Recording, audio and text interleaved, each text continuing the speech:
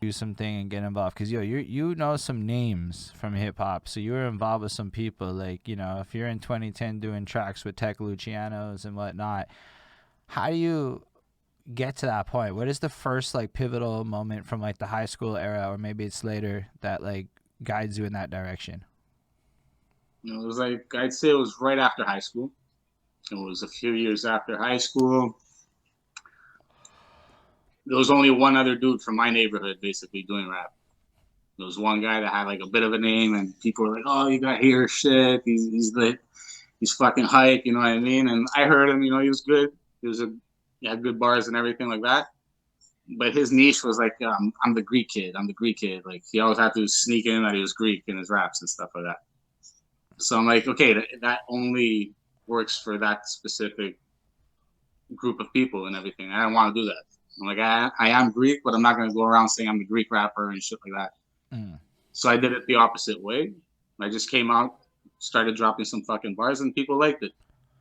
I had some opportunities to do some live shows, uh, some openers for big names and stuff like that.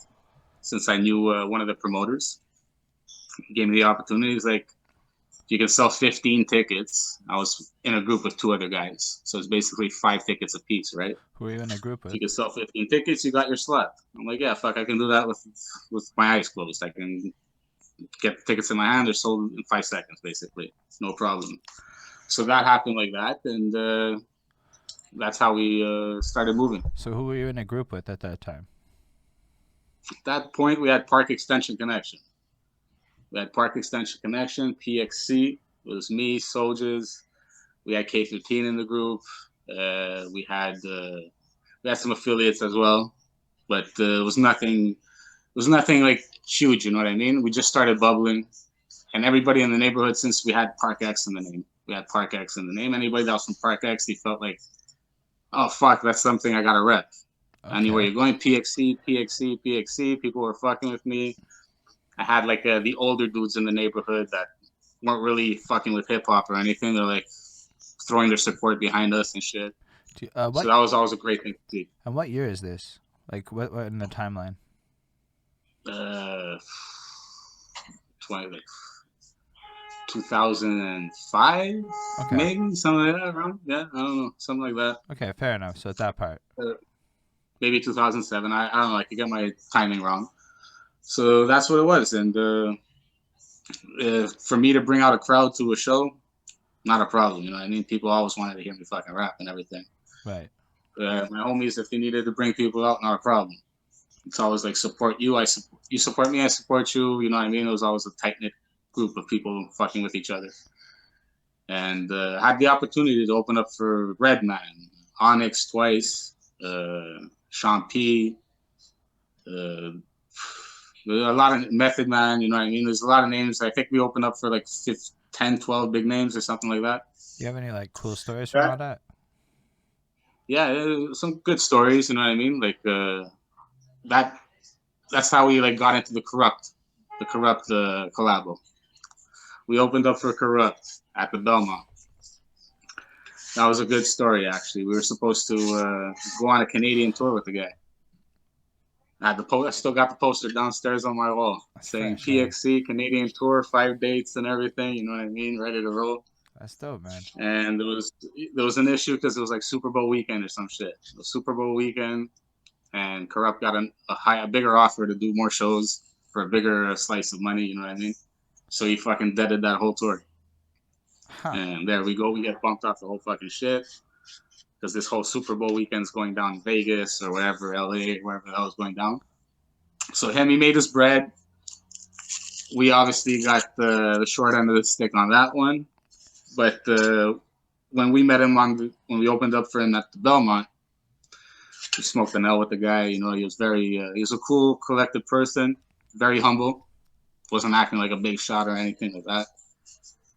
We were talking with his producer slash road manager at the time, Jay Wells. And Jay Wells is like, if you guys need a collab or something, like let me know. So we like talked with the guy and shit like that, and think it was $700, like $700, bro. It was like fucking $200 each. You know what I mean? It's like it's an investment at that point. You got a legend on your track for $200, $230. Yo, can I I'm just like, hit him up. Can I just like pause you there for a quick second though? Cause yo, I like to identify the really, really interesting knowledge nuggets and what people just say. And you've said a couple of interesting things kind of mixed into your story already so far.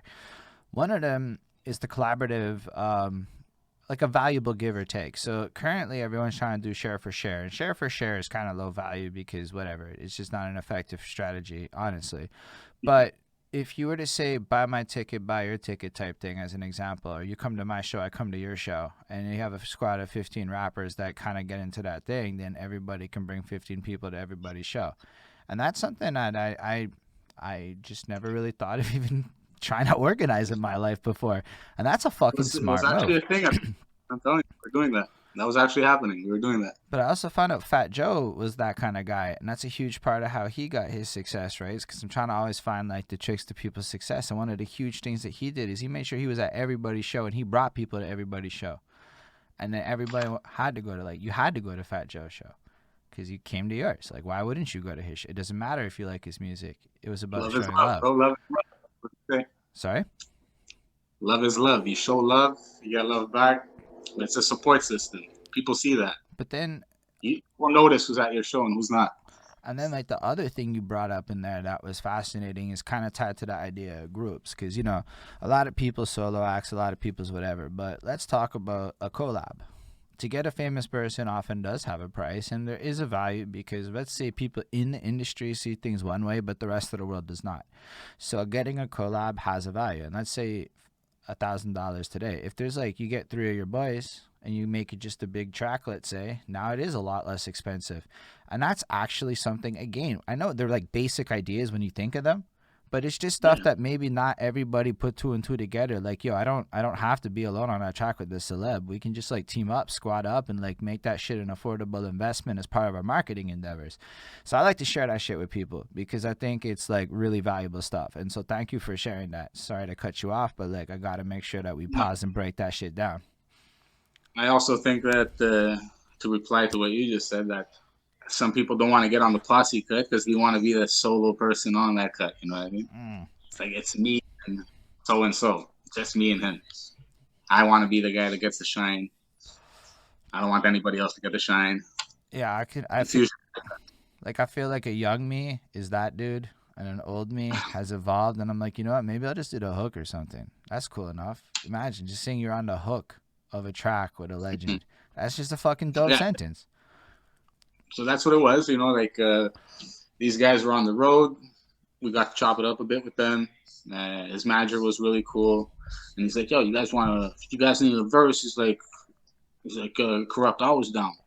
So I'm like, okay, we talked about it for a bit. My boys were like, yo, let's fucking do it. Let's do it. And me, I'm like, at that point, you know what I mean? I was young and stuff, so I wasn't really like seeing I'm like, oh, you're paying for it. You know what I mean? I don't want to pay for it. I don't want to pay for it. But at the end of the day, like, yo, dude, this guy's a legend. You got a fucking song in the bank with a legend, and it's going to cost you a bottle at the club. That way, it makes fucking sense. That's a smart way to put it, man. Let's do it. So anyways, we seal the deal on the verse. Dude sends it back 24 hours later. Got all our names in the verse. Like saying, like literally shouting out Little One, shouting out Soldiers. He's saying Christopher Wallace, Tupac Shakur, and everything. It's like a fucking deadly verse. 24 bars. Like I think it's one of those verses that I underpaid for it. You know what I mean? Definitely underpaid for that verse. And it's amazing. It's an amazing fucking investment. I love that you said that, though, because it's a definite way to look at it. As an example, right now, I want to just ask you a tangential question.